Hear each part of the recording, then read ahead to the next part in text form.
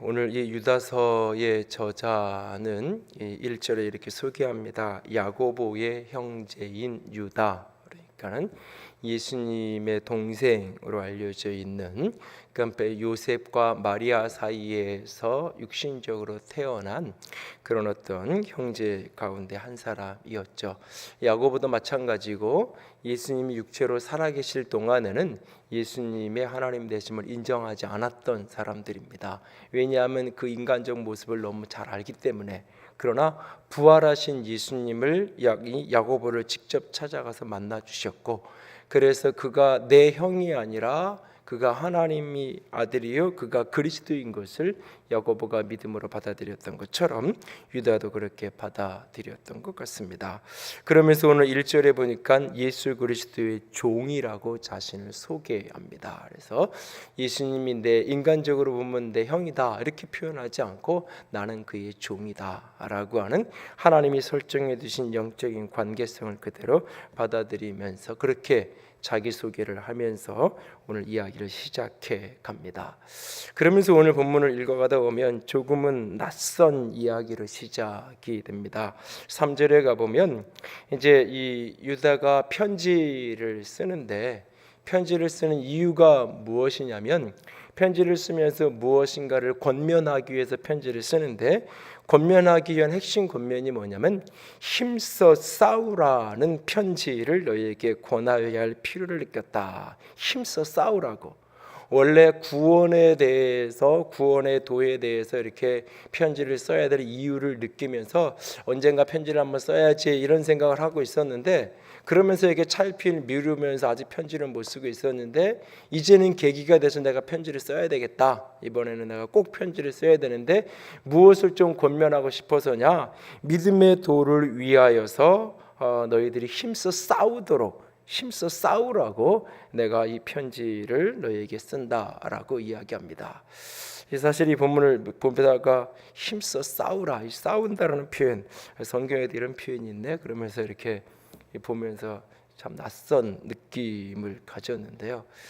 제가 이렇게 싫어하는 게 몇 가지 있는데, 그 중에 하나가 한말또하고 한말또 하는 거 싫어하는데, 요즘에 내가 자꾸 그러려고 그러는 것 같아서 이게 자꾸 어느 날부턴가 이 말을 이 사람들에게 했는지 안 했는지 이게 자꾸 헷갈려가지고, 이게 일부러 그러는 게 아니라 나이를 보고 그러는 거구나, 이렇게 내가 괜히 옛날에는 이렇게 부모님들한테 내가 좀 이렇게 과하게 했나 뭐 이런 생각도 좀 하고 그랬는데, 어쨌든 저 이렇게 한 말 또 하는 거를 이렇게 싫어요. 그래서 내가 듣는 것도 싫어하고 누구한테 이렇게 이야기하는 것도.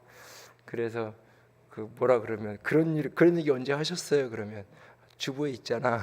주부에 광고 있잖아. 그러면 다 한 거잖아. 게시판에 붙여놨잖아. 이럴 때가 종종 있는데 한 말 또 하는 거 싫어하고 몇 가지가 있어요. 그 중에 또 하나가 이 큰 소리 나는 거. 이 큰 소리 나는 거를 사실 굉장히 싫어요. 그래서 이게 이렇게 많은 음들을 이렇게 있으면 이렇게 조용하게, 그래서 이렇게 뭐 이렇게 프로펠러도 펜 같은 거 돌아가는 소리도 별로 안 좋아하고, 이렇게 시끄러운 것을 별로 안 좋아해. 큰 소리 나는 거. 예, 예. 그래서 설교도 그래서 조용조용히 했더니 다 졸린다고 수요일 날에 잠깐 그런 얘기를 했는데, 어차피 큰 소리 나는 것을 조금은 싫어해. 큰 소리 나는 게 싫어하다는 게 연장선상에서 싸우는 것, 이렇게 이 싸울 일이 있으면 그냥 내가 좀 손해 보면 되지 뭐, 내가 참으면 되지 뭐, 내가 중간에서 조금 이렇게 조정하고 뭐 이 사람 양보가 안 되면 내가 중간에서 좀 참으면 이쪽에서 져야 될 짐 내가 조금 지고 이쪽에서 져야 될 거 내가 조금 지고, 그러면 그냥 불편하지 않게 해결되겠지, 이런 사고가 제가 좀 많아요. 그래서 큰 소리 나는 거 싫고 싸우는 거 싫고, 그래서 뭐 교회 건축하고 이렇게 지금까지 오면서도 사실은 일하는 분들이나 뭐 이렇게 시공사나 누구한테서 큰 소리 쳐본 적이 한 번도 없어요, 사실은. 근데 이제 지난주에 한번 내가 화가 나서 큰 소리를 한번 쳤는데, 말도 안 되는 소리를 자꾸 약간씩 물이 새는 곳이 있어서 얘기를 했더니 이제 그 고쳐질 생각은 안 하고 뭐 이렇게 다른 거 해달라고 자꾸 그래가지고 두 번 세 번 이야기하는데 도저히 안 되겠더라고요, 좋게 말하면. 그래서 이제 큰 소리를 한번 했더니 그 다음 날로 바로 내일 가겠다고. 뭐 날짜가 안 되느니 뭐 열흘 있다 오느니 한참 그러더니 일이 밀려 있다 그러더니 이래서 사람들이 큰 소리를 치나 보다. 내가 이제 그러니까 뭐 바로 내일 오겠다고 뭐 그러더라고요. 그래서 어쨌든 이렇게 큰 소리 나고 싸우고 이런 것들이 그래서 가능하면 큰 소리 날 일, 다툴 일 있으면 좀 이렇게 피하고 한 템포 지나가고 그 순간 조금 이렇게 하루 이틀 지나거나 한 템포 지나고 나면 감정이 좀 가라앉으니까 그때 이야기하려고 하고 그런 경향성이 좀 있어요. 그런데 그것이 조금 이제 지나오면서 조금 이렇게 안 좋은 방향으로 가는 게 큰 소리가 나더라도 좀 이렇게 지적할 것은 지적하고 때로는 이렇게 혼낼 것은 혼내고 이런 부분도 있는데 이게 불편한 소리를 하고 좀 이렇게 큰 소리 나고 이런 게 싫어서 그걸 이렇게 때 되면 알겠지, 때 되면 고쳐지겠지, 때 되면 철들겠지 뭐 이런 생각으로 이렇게 기다려보는데 그게 아닐 수도 있다 이런 생각이 조금씩 갖게 되면서 여러 가지 고민도 좀 하는데요. 오늘 본문을 보다 보니까는 힘써 싸우라고 이야기하더라고요. 그래서 이게 싸우지 않는 게 다 잘하는 건 아니구나. 성경에서 다투지 말라고 표현을 여러 곳에서 해요. 다투지 말라고.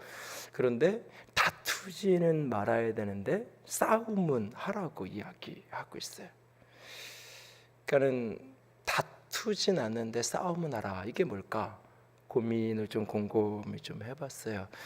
그러니까는 내 이익을 위해서 다투는 거, 내 이익을 위해서, 내 이권을 위해서, 내가 뭔가를 챙기기 위해서 다투는 거, 그것은 하지 말라고 하는 것 같고, 진리를 위해서, 하나님의 나라를 위해서 때로는 어둠과 악과 싸워서 때로는 성도를 지켜야 되고 때로는 교회를 지켜야 되고 때로는 하나님의 진리를 파수해야 되고 그럴 때는 싸워야 하는 이 부분을 성경이 동시에 이야기하는 게 아닌가.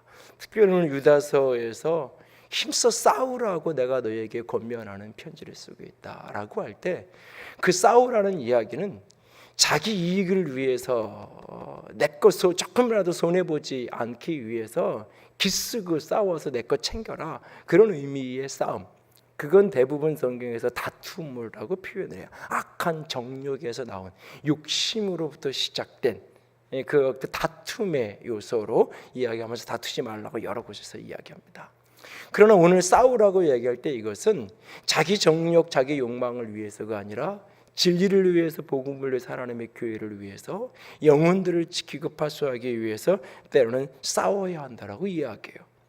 그러면서 왜 싸워야 할 것인지를 이야기합니다. 유다가 지금 가만히 4절에 보니까 들어온 몇 사람이 있다는 거예요.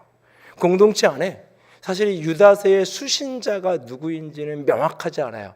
어떤 교회에 보낸 편지인지 어떤 대상을 향해 보낸 편지인지가 유다서 안에 명확하게 나오지 않아서 특정한 어떤 교회인지 알 수 없어요. 그런데 어쨌든 지금 유다의 편지를 받고 있는 어떤 공동체 안에 가만히 들어온 어떤 사람들이 그곳에 있는 거예요. 그런데 그들은 예적부터 이 판결을 받기로 미리 기록된 자니 경건하지 아니하여 우리 하나님의 은혜를 도리어 방탕한 것으로 바꾸는, 하나님의 은혜를 도리어 방탕한 것으로 바꾸어놓는 사람들. 어떤 사람들이 공동체 안에, 교회 안에 가만히 들어왔는데 그 사람들은 하나님의 은혜를 도리어 방탕한 것으로 바꾸는 사람들이고, 또 하나는 홀로 하나이신 주제 곧 우리 주 예수 그리스도를 부인하는 자니, 예수의 그리스도 되신 예수의 주 되심을 인정하지 않는, 예수가 그리스도요, 예수가 우리의 주가 되시고 왕이 된다는 것을 부인하고 부정하는 어떤 사람들이 교회 안에 복음의 본질을 흔드는, 예수가 그리스도라는 사실을 부정하고 부인하는 어떤 사람들이, 그런데 그것이 표면적으로 겉으로 나타날 때는 하나님의 은혜를 방탕한 것으로 바꾸는 어떤 사람들이 나타났다. 그래서 그 사람들하고 힘써 싸우라고 우리에게 부탁하면서 지금 권면하고 있는 것을 보게 됩니다. 가만히 들어온 몇 사람들에 대해서 분별하고 힘써 싸우라고 이야기해요. 그러면서 5절 이하에서 그 싸워야 될 그들의 어떤 이렇게 내면적인 본질적인 속성들, 그런 것들을 구약 성경의 여러 사건들, 창세기에서부터 선지서까지의 여러 사건들을 몇 인물을, 중요한 인물을 뽑아서 그 악한 어두움의 속성들을 언급하면서 싸워갈 것을 우리에게 부탁하면서 말씀하는 것을 보게 되어집니다. 오늘 우리가 하나님의 교회를 흔들고 하나님의 공동체를 허무려는, 하나님의 은혜를 방탕한 것으로 만드는 어떤 세력에 대해서는 우리가 분명하게 분별하고 치열하게 우리에게 싸워가야 하는 모습이 우리에게 필요해요. 얼마 전에 그 저녁 늦게 이렇게 카톡이 하나 왔어요. 이렇게 사진 하나를 이렇게 찍어가지고 초청장 사진 하나 찍어가지고 이렇게 유치원에서 그 어떤 선생님이 이렇게 학부모들한테 뭐 안 믿는 선생님도 아니고 그런데 이렇게 좋은 무슨 찬양 콘서트 같은 걸 한다고 이렇게 보내왔다고. 근데 이게 가도 되는 거냐고 이런 게 이제 그러면서 이렇게 물어보더라고요. 그래서 이 제목만 보니까 뭐 별로 문제 없을 것 같아요. 제목 그냥 언뜻 보기에는. 그래도 일단은 잠깐 기다려보라고 내가 좀 확인을 해보겠다고. 그럴 때는 이제 제목은 지나가는 거고 단체가 어떤 단체인지 그 연락처하고 이제 쭉 이제 확인을 해보니까 그 단체를 쭉 이제 바로 확인을 해보니까 그게 이제 구원파랑 관련된 구원파 하부 조직으로 젊은 청년들, 대학생들, 대학가에 이제 구원파 안에 있는 대학생들을 위한 선교회 뭐 그런 어떤 곳에서 주관하는 단체더라고요. 그래서 이게 이제 가면 안 될 것 같다고 가지 말라고 이제 그렇게 보냈어요. 그랬더니 알았다고 그러고 이제 그분은 안 가셨는데 나중에 어떤 분이 이제 그게 뭐 동네에 식당이나 이런데 무료로 콘서트 한다고 그러고 보니까 찬양 콘서트인 거 같고 그래서 어떤 분은 더 가셨다 그러더라고요. 이제 그냥 이렇게 그냥 별 생각 없이 뭐 콘서트니까 이렇게 편하게 갔나 봐요. 갔는데 콘서트면 노래 이렇게 하고 그럴 줄 알았는데 노래 몇 곡 이렇게 하고 나더니 한 사람씩 나와서 이렇게 간증 삼아 뭐 이렇게 얘기를 하더니 듣다 보니까 이상한 거예요 이게.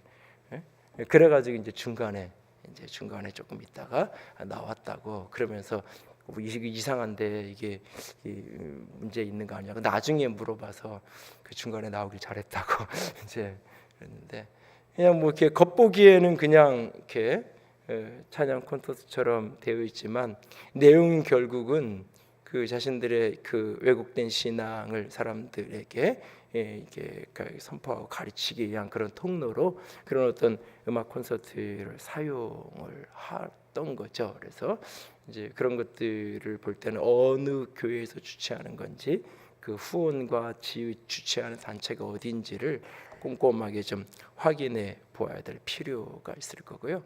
때로는 그런 식으로 우리 주변에 많은 부분들이 지금 그렇게 노출되어 있고 많은 모습들이 우리가 있어요. 이단의 여러 가지 이단이라고 한국 교회에서 분명하게 정죄되어지고 정리된 공동체뿐만 아니라 교회를 흔들고 공동체를 자꾸 이렇게 흔들어 놓으려는 여러 가지 모습들이 우리 주변에 얼마든지 나타나고 있고 또 앞으로도 나타날 수 있다는 사실을 우리는 늘 민감하게 우리가 보아야 될 필요가 있을 겁니다. 그런데 어쨌든 뭐 특별히 한국 교회 안에서 신천지라고 불리는 이단에 의해서 교회 안에 가만히 들어와서 교회 안에 정착을 이렇게 하면서 성도들을 이렇게 흔들어 놓는 그런 경우들이 간혹 있습니다. 그래서 지난번에 제가 그 sem터장 모임을 할 때도 잠깐 이야기를 드렸는데 우리 교회 안에서 이제 두 가지 요소를 가지고 교회를 이렇게 흔든다기보다는 이렇게 틈을 이렇게 보는 이렇게 뭔가 이렇게 틈을 보는 요소가 두 가지가 아마 우리 교회 안에 있을 거다. 그러니까 하나는 재정 문제와 관련된 이야기를 분명히 할 거다. 그래서 뭐 교회가 이렇게 건축이 되고 그랬으면 빚이 얼마냐 뭐 이런 이야기부터 시작을 해서 그런 어떤 과정 속에서 목사님은 조금 더 크게 하자 그러고 교인들은 조금 더 때로는 장로님들은 조금 작게 하자 그러면서 그런 곳 속에 어떤 갈등이나 이런 게 없었냐. 그러면서 핵심 문제는 결국 재정적인 문제를 가지고 이야기하는 분들이 있을 거다. 제가 그랬어요. 근데 아니나 다를까 지난 주일에 어떤 분이 이렇게 교회를 처음 오시면 이런저런 걸 물으면서 이제 교회 이런저런 재정적인 것들을 물었다 그러는데 묻는 거에 대해서 이렇게 이야기해 주는 건 상관없어요. 다 얘기해 주면 돼요. 재직할 때마다 보고 되고 빚이 좀 많은 거 많고 맞고 그렇지만 교회 안에서 감당할 범위 안에서 감당해 가고 있고요. 그런 거는. 근데 어쨌든 그것들을 건강한 의미에서 걱정을 하고 건강한 의미에서 질문을 하고 이런 건 괜찮은데 그것을 부정적 접근에 의해서 이렇게 문제를 자꾸 삼고 문제를 만들려는 그런 어떤 기본적인 태도로 문제를 제기하거나 이야기하는 분들이 분명 있을 수 있고요. 그래서 그런 식으로 문제를 접근을 해서 사람들 간에 어떤 이렇게 틈을 보려는 태도가 있을 거고, 또 하나는 어떤 교회 안에서 영적인 사역하는 것 부분을 가지고 이야기를 하는 분들이 혹 있을 수 있어요. 그런데 영적인 사역이라고 말을 정확하게 얘기하면 그 장로교회이지만 장로교회 아닌 요소들이 몇 가지 있거든요. 전통적인 장로교회의 요소가 아닌 것들.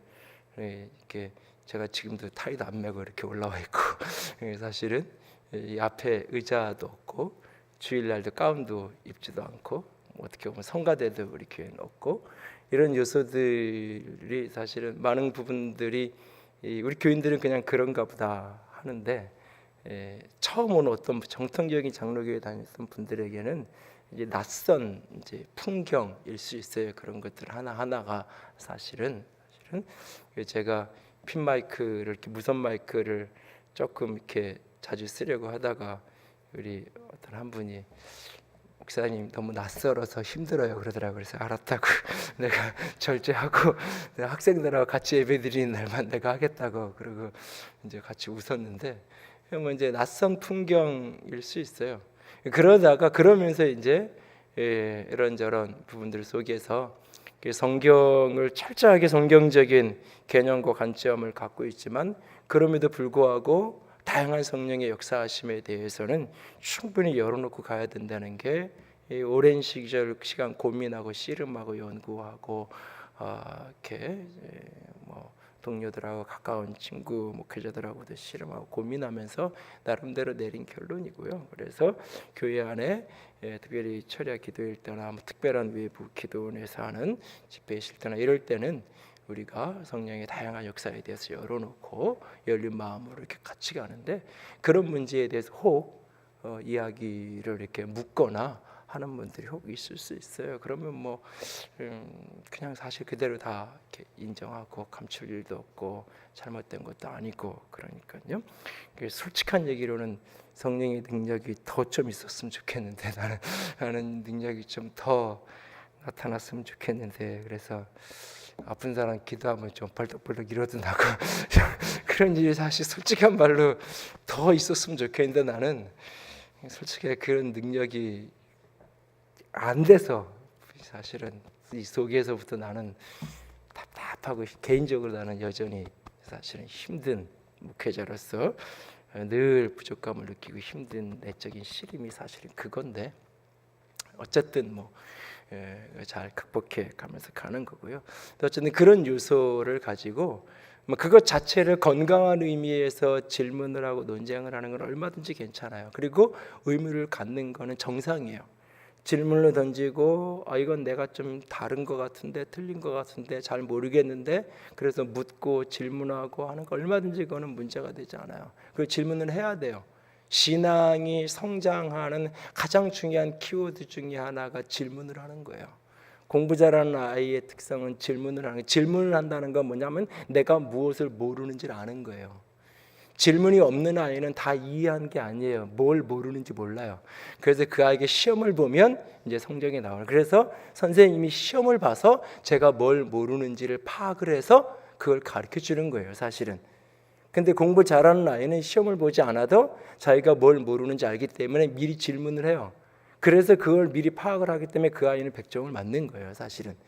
신앙생활도 마찬가지예요. 내가 뭘 모르는지, 내가 신앙의 어떤 부분이 내가 신앙적인 개념이나 이런 이론적인 그 신학적인 것에서부터 실제 생활에서까지 내가 무엇을 모르는지 모르기 때문에 사실 질문이 없는 거예요. 설명을 하고 이렇게 설교를 하면 다 이해되는 것이 아니라 사실은. 그래서 질문을 갖는 것 자체는 전혀 잘못된 게 아니에요. 질문의 태도가 질문을 위한 질문, 시비를 걸기 위한 질문이라면 그건 잘못되지만 내가 궁금해서 몰라서 알고 싶어서 질문을 갖고 의문을 갖는 건 지극히 신앙적인 태도고 한 번도 예수님은 그런 질문에 대해서 답하지 않은 적이 없어요. 그런 식의 제자들의 물음에 긍정적 물음에 대한 늘 때로는 심지어는 예수님을 딜레마의 함정에 빠뜨리려고 던지는 질문에 대해서조차도 왜 그런 거 질문하냐고 질문하는 것 자체를 가지고 문제 삼지 않았어요. 그걸 아주 지혜롭게 덫으로 던진 질문조차도 지혜롭게 답변으로 그것을 뛰어넘어서 스스로 말문을 닫게 만들었지, 스스로 더 이상 질문을 못하게 만들었지, 질문 자체를 닫게끔, 질문 자체를 부정적으로 이해하고 그것을 폐쇄하게 하지 않았어요. 그렇기 때문에 마찬가지예요. 저도 어떤 질문이고 어떤 나눔이고 늘 해야 되고, 그래야 교회도 성장하고 개인도 신앙적인 성숙함을 가질 수 있어요. 끊임없이 이런 얘기를 새가정 모임 할 때도 몇 번 하고 신방할 때도 몇 번 했더니 요즘에 이제 몇 분한테 자주 질문이 와요. 그래서 사실은 엊그저께 질문 온 거 하나도 아직 답을 못한 게 있는데, 처음에는 간단한 단문으로 질문을 오더니 이제는 장문으로 해서 나도 장문으로 보내야 돼서 이제 생각을 좀 해야 되는, 불러다 놓고 말로 하면 되는데 이게 말보다 글로 정리를 하려니까, 그래서 언젠가는 그렇게 답장 보낸 걸 모아다가 Q&A를 해가지고 책을 한 권 내면 좋겠다, 그런 생각을 혼자. 그냥 다양한 형태의 질문이 생기니까 얼마든지 질문하시면 제가 할 수 있는 범위 안에서 하고, 모르는 건 또 고민해서 나누면 되고, 그 자체는 문제가 되지 않아요. 늘 할 수 있어야 돼요. 그러나 그 기본적인 태도가 진짜 몰라서 알고 싶어서 배우고 싶어서가 아니라 무언가 문제거리를 찾기 위해서, 무언가 시비거리를 찾기 위해서 질문을 하고 찾는 것은 분명히 잘못된 거예요. 그런 사람들이 꼭 교회 안에나 주변에 있을 수 있어요. 그럴 때는 잘 분별하고 지혜롭게 답변하고 또 같이 나누고 그래야 될 필요가 우리에게 있을 거예요. 오늘 본문에 보면 하나님의 은혜를 도리어 방탕한 것으로 바꾼다라고 이야기하고 있어요. 그 대표적인 샘플로 오늘 본문의 5, 6, 7절에 세 가지 이야기를 하고 있어요. 하나는 출애굽한 이스라엘 백성들에 대한 이야기를 해요. 그들이 애굽에서 구원해 내셨는데 믿지 않은 어떤 사람들은 멸하였다. 그 광야에서 방탕하고 우상 숭배했던 그들이 결국은 멸망해.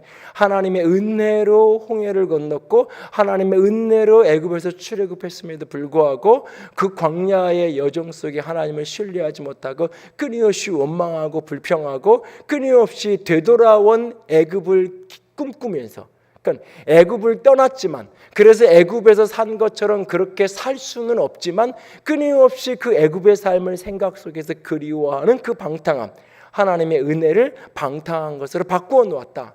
방탕한 실제 삶을 살지는 못했지만 끊임없이 애굽에서 나왔음에도 불구하고 애굽을 늘 그리워하면서 애굽적 사고방식을 벗어나지 못했던 불신앙의 세대들, 광야에서 그들이 멸하였다라고 이야기하고 있어요.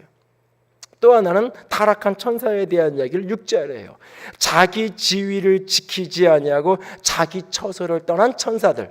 이것이 이제 사탄의 기원과 관련된 가장 대표적인 성경의 표현이라고 언급을 합니다.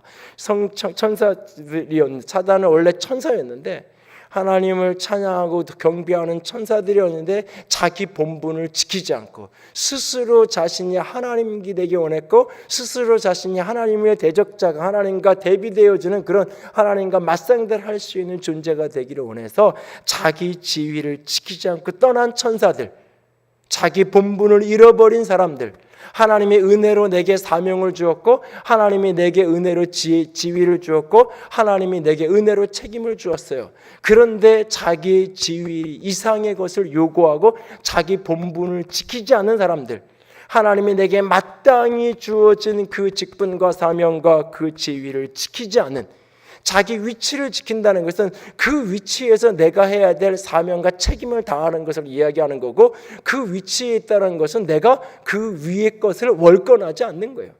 내 위치에서 내게 주어진 역할을 충성스럽게 감당하는 것이요, 내 위에 있는 역할에 대해서 내가 함부로 월권하지 않는 거예요. 그 자기 지위를 지키지 않은 천사들, 그들이 큰 날 심판의 날까지 영원한 결박 가운데 흑암에 가두어 두셨다라고 말씀하고 계세요. 그렇게 은혜를 잃어버리고 은혜를 방탕함으로 만든 첫 번째 샘플로 애굽에서 은혜로 구원받았는데 믿음으로 살아내지 못한 사람들, 하나님께로부터 은혜로 지위를 얻었지만 그 지위를 지키지 않고 지위를 떠난 천사들, 그리고 세 번째 그 샘플로 이야기하기를 7절에 소돔과 고모라와 그 주변에 있는 도시들에 대한 이야기를 해요. 그들은 같은 행동으로 음란하며 다른 육체를 따라가다가 영원한 불의 형벌을 받음으로 거울이 되었느니라 라고 말씀하고 있어요.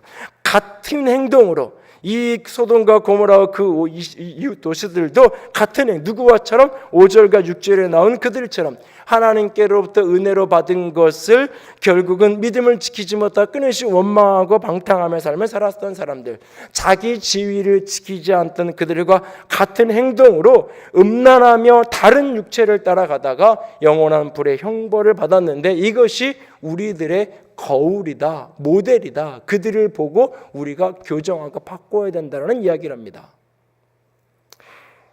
이 문제랑 관련해서 한 가지 우리가 조금 요즘 분위기랑 관련해서 기억해야 될 게, 아마 지난 주말일 건데요, 그 서울시청 광장에서 쾌호 축제를 하면서, 동성애 축제죠. 그러면서 이제 그 동성애의 상징 깃발이 무지개인데, 이제 무지개 교회, 무지개 처치 뭐 이런 이야기도 많이 나오고 뭐 그런 얘기 했는데, 이 동성애는 성경에서 분명히 이야기하는 죄가 분명하고, 그것은 라이프 스타일, 자기의 삶에 선택할 수 있는 형식 맞아요. 그러나 그것은 죄의 형식을 선택하는 거죠. 내가 선택하는 거예요. 자기가 선택하는 거예요. 자기 스스로 선택하는 거예요. 그런데 그 선택 자체가 죄의 선택인 거죠. 분명히 그것은 분명해요. 분명하고 그분들이 인정하든 인정하지 않든 많은 데이터나 객관적인 자료들을 들여다보면 그 동성애와 이렇게 에이즈와 관련된 여러 가지 이렇게 질병과 관련된 연관성도 많은 부분들이 이미 본인들은 자꾸 이것을 감추려고 하지만 많이 드러나고 있는 건 맞고요. 이 동성애의 문제를 자꾸 소수자들에 대한 인권의 문제로 이것을 접근하려는 것 자체, 그 패러다임 자체가 사실은 악의 논리고 사단의 논리예요. 그래서 동성애를 소수자 인권의 패러다임으로 접근을 시작하는 순간 교회는 100% 이 싸움을 질 수밖에 없는 싸움이에요.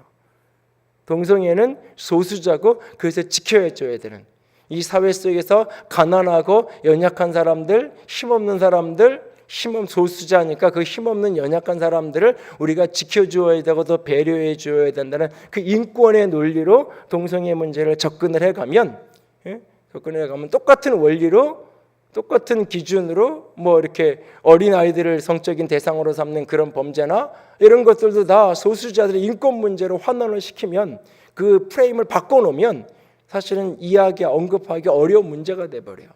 그러니까 한국 사회에서 동성애 문제를 언급하고 지적하는 것이 어려운 이유가, 이 프레임 자체가 이미 이것은 소수자에 대한 인권의 문제로 프레임이 딱 짜져 있어요. 그래서 이 프레임 자체가 뒤흔들려지지 않는 한은 이것에 대해서 지적을 하면 할수록 교회는 역설적으로 인권을 존중하지 않는, 인권을 무시하는 그런 집단과 공동체로 여겨지면서 동성애가 주는 교회에 대한 해악보다 더 큰 해악과 더 큰 타격을 입게 돼 있어요, 사실은. 동성애 문제 자체가 주는 교회에 대한 피해 또는 우리 사회에 주는 그런 어떤 해악보다 그것을 인권의 문제의 프레임에 갇혀서 똑같이 논쟁을 하면서 그 문제를 지적하면 공동체는 교회는 끊임없이 세상의 기준으로 보기에 죄를 죄라고 말하는 그런 공동체로 인식되는 것이 아니라 소수자의 인권에 대한 배려가 없는 공동체, 극단적 극우 집단으로만 교회는 계속 여겨지게 돼 있어요. 그것이 교회가 더 큰 힘을 잃게 만들고 교회가 더 큰 영향력을 상실하게 만들고 복음을 더 왜소화시키는 역할을 만들어가게 돼 있어요. 이 프레임 자체가 그렇게 짜져 있어요. 그래서 이 문제를 언급하면 언급할수록 하면 할수록 교회는 자꾸 더 부정적인 공동체로 남아있을 수밖에 없어요. 그래서 제가 교회 강단에서 거의 동성애에 대한 언급을 하지 않는 이유가 바로 그거예요. 이거 프레임 자체가 그렇게 만들어졌기 때문에 그래요. 그래서 이 문제는 분명히 그것이 죄요. 그래서 동성애 자체는 죄고 분명히 잘못된 거예요. 그리고 이것은 돌이킬 수 있고 그 중에 90% 이상의 사람은 후천적 선택이에요. 그래서 분명히 본인의 선택과 과정 속에 돌이킬 수 있어요. 중독적인 현상이 있기 때문에 그것을 치유하고 회복하는 일정한 과정을 거쳐서 돌이킬 수 있어요. 그러나 본인들이 그 삶의 형태를 선택하고 있는 거예요. 그러나 동시에 우리 그 분명히 죄이지만 동성애자들 그 사람들은 그 동성애를 인정해 주어야만 그 사람이 여기에 머물겠다라면 그것이 죄가 아니다라고 말해야만 우리가 함께 할 수 있다라면 우리는 죄가 아니다라고 말할 수 없어요. 그러나 동성애자들 자신을 그 사람 자체 그들 자체를 교회에 오지 마라 교회 안에 머물면 안 된다라고 말해서는 안 돼요. 그들도 구원받아야 될 사람이에요. 그들도 교회 안에 들어와 있어야 되고 복음을 들어야 되고 성령의 임재 가운데 머물러야 되고 말씀이 그들에게 심겨져야만 그들이 이게 죄라는 것이 깨달아지고 죄로 인식되고 깨달아져야 그것을 돌이키는 지난한 싸움을 해갈 수 있는 거예요. 그 과정을. 그렇기 때문에 동성애 자체는 죄이지만 동성애자들은 우리가 사랑으로 품어야 될 사람들이에요. 동성애자들은 우리가 복음을 전해야 될 대상이에요. 그렇기 때문에 죄를 지적하는 이거 잘못됐다고 지적하는 그 속에 우리에게는 아픈 눈물이 있어야 돼요. 아픈 눈물이 있어야 돼요. 그것이 그것이 없는 상태에서 오직 정죄만 남은 지적은 아무런 돌이킴을 가져다 주지 못해요.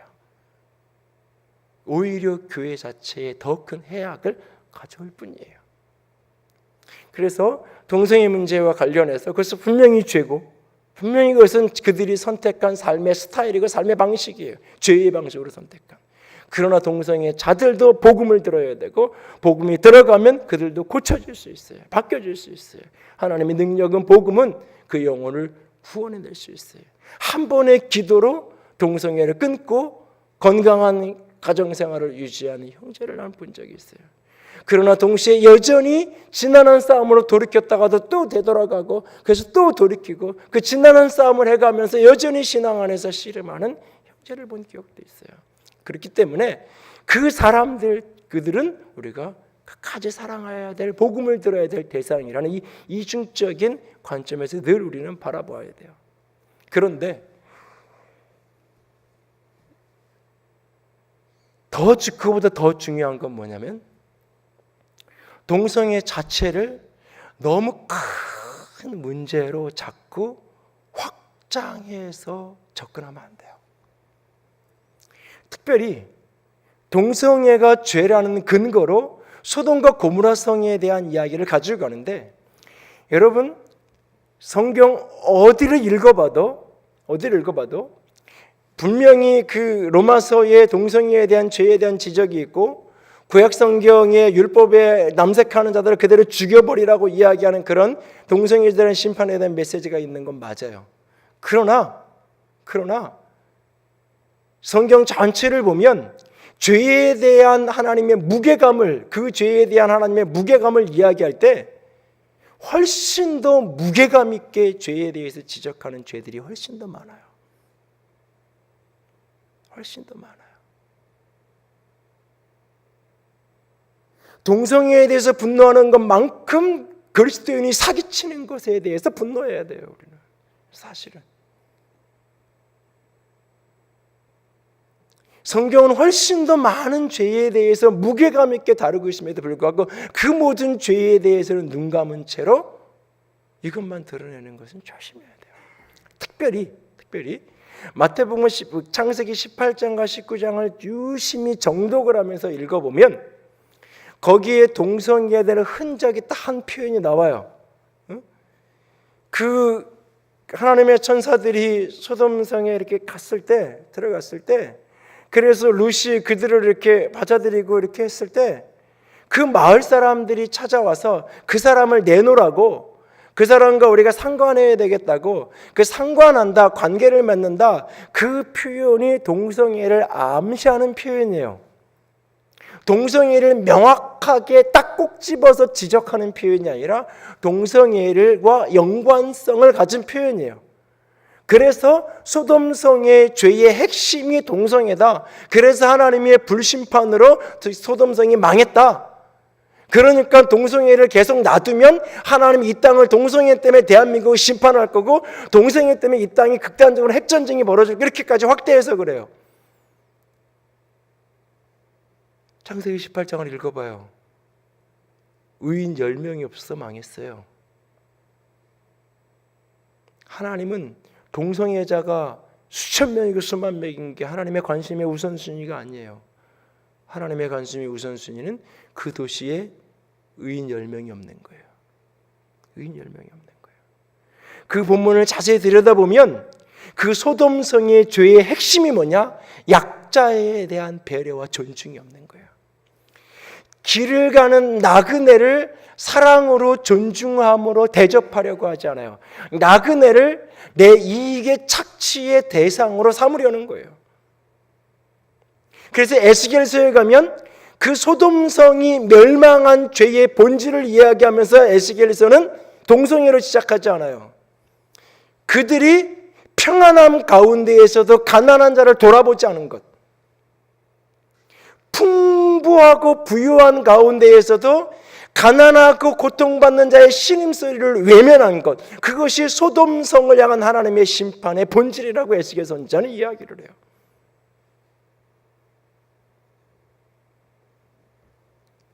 오늘 하나님이 동성애보다 더 무게감 있게 이 시대에 대해서, 이 시대 교회에 대해서 하나님이 심판하신다면 심판해야 될 이유가 뭐냐? 동성애보다 더 큰 이유는 뭐냐? 연약한 자들에 대한 존중이 없는 거예요. 나그네를 사랑하지 않는 거예요. 오직 힘 있는 자만 대접받고 그 힘으로, 그 권력으로 모든 것을 풀어가려는. 그래서 신앙 공동체도 오직 힘 있는 자가, 그것이 물질적인 힘이든지 지적인 힘이든지 외모의 힘이든지 무엇인가 권력과 능력을 가진 사람들이 존중받는 공동체가 교회가 되어버리는 것. 더 이상 약자와 힘없는 자와 연약한 자, 나그네들이 와서 쉼을 얻을 수 있는 곳이 되어지지 못하는 것. 그것이 어쩌면 가장 더 진노받아야 되고 심판받아야 될 일이에요. 롯이 뭐라고 이야기해요? 롯은 경건한 사람이라고 이야기했어요. 베드로후서에서 그를 의인이라고 표현을 했어요. 그러면서 이렇게 얘기하잖아요. 이 사람들은 안 되고 손님들은 안 되고 내 집에 온 나그네니까 이 사람들은 내줄 수 없으니까 내 딸들 데려가서 놀으라고 이야기하잖아요. 그 속에 나그네에 대한 존중이 있어요. 나그네들을 최소한이라도 보호하려고 이런 애쓰는 모습이 롯에게 있어요. 그럼에도 불구하고 롯은 그 도시의 아들이에요. 나그네는 내가 지켜야 돼요. 그런데 내 딸들은 당신들하고 자유롭게 놀아라. 그러니까 그 딸들이 결국 그 소돔성의 불 가운데서 살려 구원받은 그들이, 여러분 도시 하나가 불과 유황불로 멸망되는 그것을 보았으면 하나님이 무섭지 않았겠어요? 하나님이 살아계신 분이라는 것을 목격한 거 아니에요. 하나님 앞에 범죄하고 하나님 앞에 잘못했을 때 한 도시가 완전히 핵폭탄이 터진 것처럼 사라지는 것을 보았잖아요. 그 속에서 유일하게 살아남았잖아요. 되돌아보지 말라 그랬는데 되돌아봤던 어머니가 손구등이 되어버렸잖아요. 같이 나오다가 엄마가 그렇게 됐잖아요.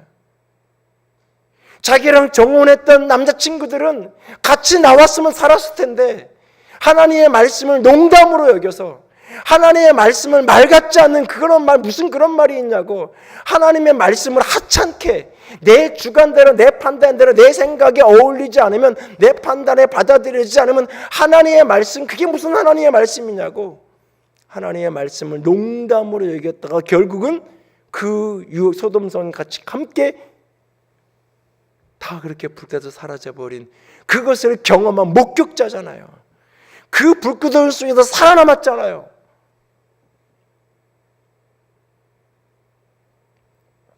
그런데 하나님을 바라보지 못하잖아요.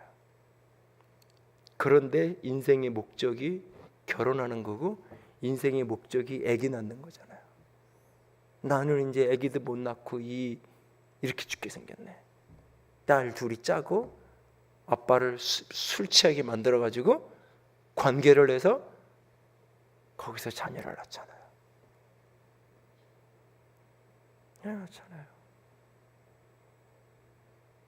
동성애가 더 큰 죄예요? 아버지 술 먹이고 아버지랑 잠자리를 한 그 딸들의 죄가 더 큰 죄예요. 냉정하게 생각해 보자고요. 우리는 그 스토리 속에서 동성애가 분명히 죄예요. 동성애의 이미지를 영 떠올리게 하는 그 표현들이 있는 게 맞아요. 소돔성의 여러 가지 문화 유적들, 고고학적인 자료들을 보면 동성애의 흔적들이 있었던 그런 유물들이 있는 것도 맞아요. 그러나 창세기 98장에 보면 그 도시가 그렇게 불 가운데 멸망당했던 또 다른 수많은 죄들이 있다고요. 하나님의 말씀을 하찮게 여기고, 하나님의 말씀을 가볍게 여기고, 하나님의 말씀을 농담으로 여기고, 하나님의 말씀을 하나님의 권위로 받아들이지 않고 내 주관대로 판단하려는 사람들의 모습, 그것이 멸망을 자초했고, 나그네와 고통받는 약자들을 배려하고 존중하지 못하는, 나는 태평하고 그 성이 마치 에덴 동산 같았다고 얘기했잖아요. 그 성이 마치 애국 같았다고 이야기했잖아요. 파라다이스 같이 너무너무나 먹고 살기 좋은, 하나님이 그렇게 풍성하게 부어진 그 태평함의 부유함을 허락하셨는데,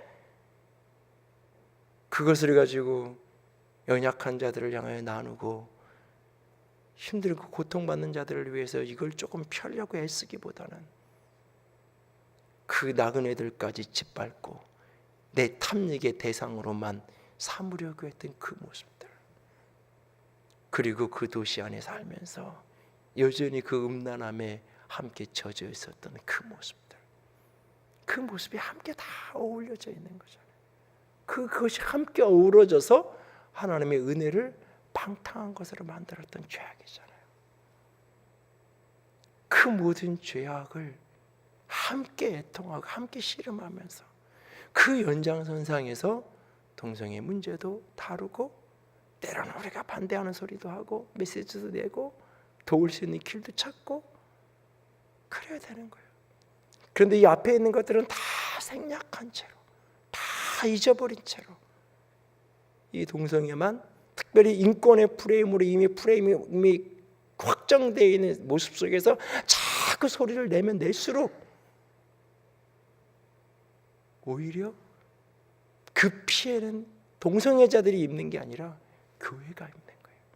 소리를 내려면 오히려 조용하게 국회의원들을 1대1로 만나서 법령을 만들고 제도를 만드는 것을 조절할 수 있도록, 오히려 서울시 공무원들이나 시장들 이런 사람들을 개인적으로 만나서 연결될 수 있는 사람들을 통해서 통제를 할 수 있도록, 지나치게 미성년자들이 출입하는 걸 통제하게 하고, 여러 그런 것들을 오히려 가서 삐끗들이고 소리치어서 되는 게 아니라 때로는 교회 이름으로 진정도 하고, 때로는 찾아가서 설득도 하고, 그렇게 연결될 수 있는 사람들을 통해서 길을 찾고 엎드려서 기도하기도 하고, 그러면서 길을 찾아야 되는 거예요.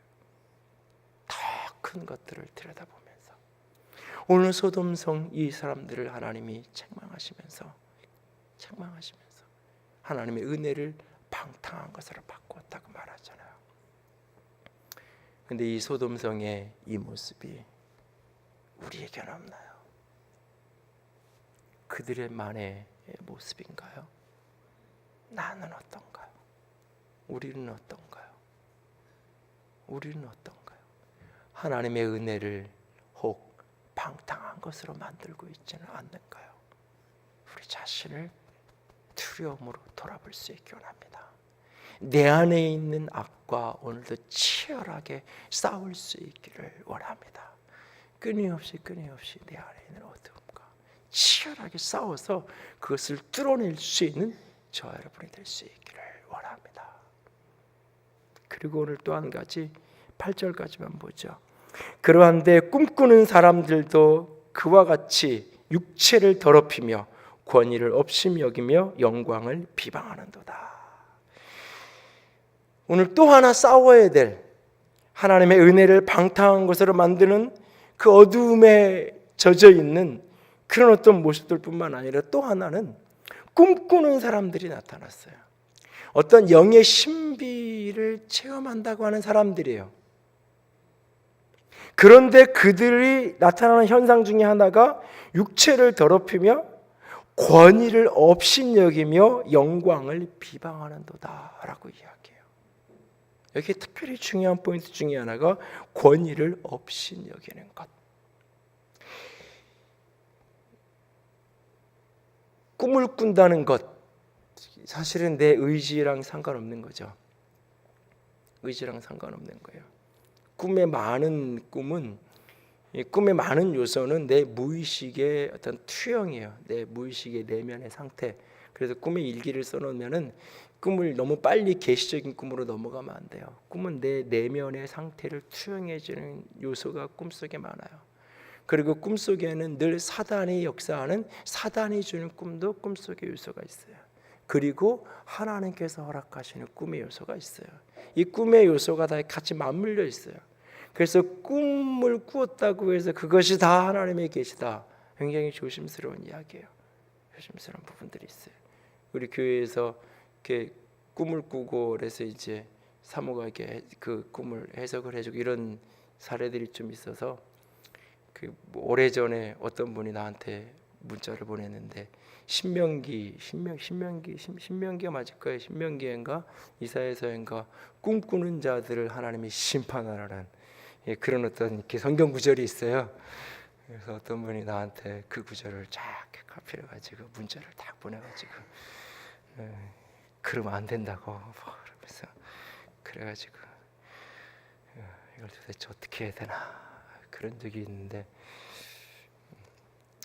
그래놓고 또 몇 살 지나고 본인 꿈꾸니까 부인한테 가서 또 물어보고 오라고 시키고 하여튼간 뭐 근데 어쨌든 조심은 해야 돼요. 모든 꿈이 다 계시적인 메시지를 가진 건 아니에요. 그래서 분별을 해야 돼요. 내 마음을 투영하는 건지 사단이 속이는 건지 성령이 주신 건지. 이것을 분별하는 가장 중요한 키워드 중에 하나가 뭐냐면 권위를 업신여기냐 업신여기지 않냐는 거예요. 하나님이 세운 질서를 존중하느냐 존중하지 않느냐는 거예요. 하나님의 말씀의 권위를 인정하느냐 인정하지 않느냐라는 거예요. 사람이 꿈을 꾸어서 뭔가를 보면 이게 하찮아 보여요. 하찮아 보여요. 직접 뭔가를 조금 듣기 시작하면요, 강단에서 설교와 듣는 게 하찮아 보여요.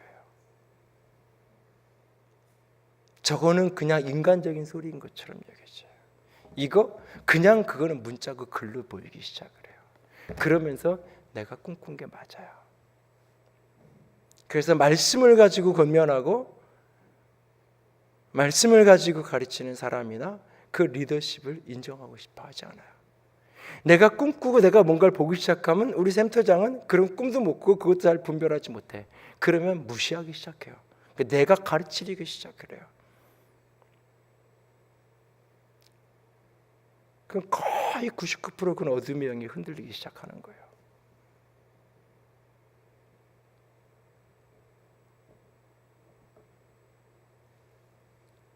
어둠의 영이 흔들리기 시작하는 거예요. 처음 시작은 성령이 주시는 걸로 시작을 했다 할지라도 사단에게 흔들리기 시작하는 거예요. 왜? 꿈꾸는 것 자체가 중요한 게 아니기 때문에. 요셉 이야기를 해가니까 아마 이 다음 달이나 그 다음 달에 꿈에 대해서 한번 충분히 주일을 낮에 다룰 기회가 있을 거예요. 꿈을 꾸는 것보다 더 중요한 게 꿈을 해석하는 거예요. 이 해석하는 데는 하나님의 말씀이 울타리가 있어야 돼요. 해석보다 더 중요한 것은 그것을 내 삶에 적용하는 거예요. 내 삶에 적용하는 데는 내 가치관에 굉장히 중요한 영향을 미쳐요. 이 가치관이 얼마나 성경적 세계관과 가치관으로 빚어 있느냐에 따라서 그것을 적용하는 양태가 전혀 다르게 나타나요. 다르게 나타나요. 그래서 이것을 적용하는 과정에 이 세계관, 가치관이 형성되는 것은 그 이전에 충분히 그 사람의 내면에 쌓여있는 성경적 가치관, 충분한 성경 공부와 성경 묵상과 말씀의 훈련을 통해서 내면에 쌓여있는 그것이 결국은 적용하는 데 영향을 미치는 거예요. 그게 아니면 운명론적으로 다 받아들여요. 꿈꿨는데 왜 안 되냐고 이렇게 얘기해요. 꿈은 자기가 꿔놓고 그 꿈이 하나님이 준 건지 아닌지도 모르는데 꿈꿨는데 왜 안 되냐고 따져요. 내가 보면 자기가 하도 원하니까 꿈을 꾼 건데, 너무 보고 싶으니까 꿈을 꾼 건데 왜 안 오냐고 소리쳐요, 상대방한테. 적용이 잘못돼. 해석도 잘못되고 적용이 잘못되는 거예요. 꿈을 꿨는데 해석이 되려면 성경이 필요해요. 말씀의 울타리 안에서 그것이 해석되지 않으면, 말씀을 벗어나면 거기서부터 이제 문제가 생기는 거예요. 이것이 성경 안에서 같이 가야 돼요. 말씀의 울타리 속에서 같이 흘러가야 돼요. 그렇기 때문에 거기에 권위에 대한 존중, 들으려고 하고 같이 나누는 그 태도가 필요한 거예요. 그런데 그 태도가 없어지는 거죠. 꿈꾸는 자들이 그 육체를 더럽히며 권위를 업신여기고 영광을 비방하는 모습으로 나아가요. 그러면서 이제 권위를 무시하는 것으로 넘어가서 영광을 비방하고 흔들어 놓는 그런 모습으로 발전하는 거예요. 10절에서는 이 사람들은 무엇인지 알지 못하는 것을 비방하는도다. 사실은 자신도 제대로 모르면서 뭔가를 비방하는 거예요. 자신도 제대로 모르면서 이렇게 비방하는 일들을 하기 시작을 해요. 비방하는 일들. 어저께 제가 제자훈련을 하다가도 그런 부탁을 했는데, 교인 중에 어떤 사람에 대한 이야기를 누군가가 와서 부정적으로 이야기하거든, 제발 한 사람 이야기 듣고 판단하지 말라고. 적어도 똑같은 이야기를 2명, 3명이 하면, 적어도 2-3명은 똑같은 이야기를 하면 그때 한번 그럴 수도 있겠구나 생각을 해야지, 한 사람 누가 와서 얘기한다고. 근데 우리는 자꾸 그렇게 흔들리죠. 오늘 꿈꾸는 사람들이 그와 같이 교회 공동체를 가만히 들어와서 어둠의 세력들이 흔들어 놓고 할 수 있어요. 때로는 그 흔들어 놓는 틈을 주는 요소 중에 하나가 비방거리들을 찾는 거예요. 응? 과거에는 이단이 교회 바깥에서 니네 교회 가지 말고 우리한테로 와. 그래서 내가 니네 교회 한번 가줄게. 너는 우리 교회 한번 와.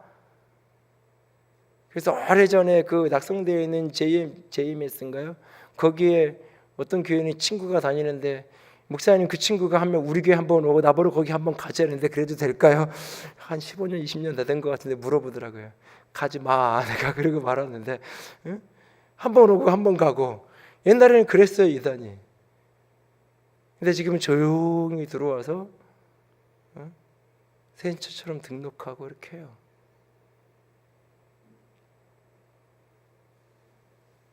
근데 저는 제가 갖는 확신 하나가 있어요. 하나님이 우리 교회 가운데 임재하시고 역사하시기 때문에 이단이 들어오면 들어올 수는 있어요. 근데 그 사람이 정상적으로 버틸 수 없다는 확신 하나가 있어요. 그 이단에서 메시지가 들어와서 여기 있기 때문에 그것을 표 안 내고 1년 2년 자기가 은혜 받는 것처럼 숨기고 있을 수가 없어요. 어떤 식으로든 본인이 말하지 않아도 어떤 식으로든 표가 나게 돼 있어요. 그냥 믿음이 없는 거하고 그냥 교회를 그냥 이렇게 왔다 다녀서 왔다 갔다만 해서 믿음이 없는 거랑 달라요. 그걸 이렇게 훈련을 받아가지고 거기서 훈련 받아서 뭔가 하늘의 교회에 파송해서 하늘의 교회를 어떻게 하려고 할 정도로 거기서 훈련 받은 그런 사람들이라면 여기 와서 정상적으로 버티고 앉아 있을 수 없는 걸 나는 알아요. 그 확신이 있어요. 그래서 교인들한테 너무 예민하게 반응하지 말라는 거예요. 깨어 있어 하고 분별해야 되지만 지나치게 겁먹고 지나치게 뭐 그런 얘기 누가 한다고 해서 힘들어하지 말라는 거예요. 미혹의 영이, 하나님의 영이 견딜 수가 없어 쫓겨갈 수밖에 없어요. 그래서 이 안에 하나님의 영이 더 가득하게 우리는 기도하는 거예요. 그리고 영을 분별해 가면 되는 거예요. 그 분별하는 기준 중에 하나가 뭐냐? 권위를 업신여기는 거고 하나님의 사람들을, 리더들을 비방하기 시작하는 거예요. 소그룹에서 소그룹 리더를 비방하고 목회자들을 비방하고 부교육자들을 비방하고 불편한 걸 이야기하는 건 다른 거예요. 내 아쉬움과 힘든 걸 이야기하는 거하고 비방하는 거하고는 다른 거예요. 그 얘기를 해보면 어느 정도 알아요. 힘들어서 이야기하는 건지 어려워서 이야기하는 건지 자기가 못 건드겠어서 얘기하는 건지 진짜 비방거리를 찾아서 일부러 트집 잡아서 뭔가 자꾸 틈을 열려고 하는 건지 한 번, 두 번 나눠보면 알아요. 그 이야기는 분별하게 돼 있는 거예요. 정상적으로 신앙생활 하면서 기도하면서 가면 여러분들이 그런 것들을 함께 분별하고 넘어갈 수 있기를 원합니다. 오늘 말씀에 힘써 싸우라고 이야기했어요. 자기 이익 때문에 다투는 것 하지 맙시다. 그러나 하나님의 진리를 위해서는, 하나님의 교회를 위해서, 영혼을 빼앗기지 않고 지켜내기 위해서는 힘써 싸워야 합니다.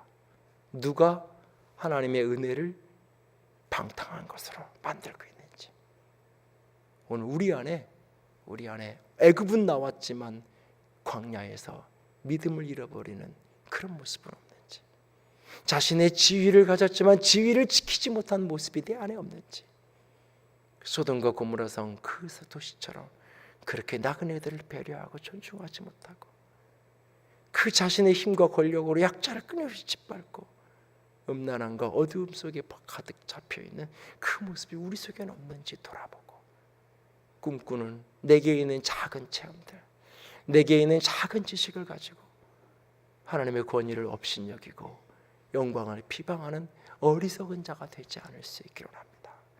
그리고 그런 것을 분별해내고 하나님 앞에서 견고하게 서갈 수 있는 저와 여러분이, 우리 모두가 될 수 있기를 주님의 이름으로 부탁을 드립니다. 기도합시다.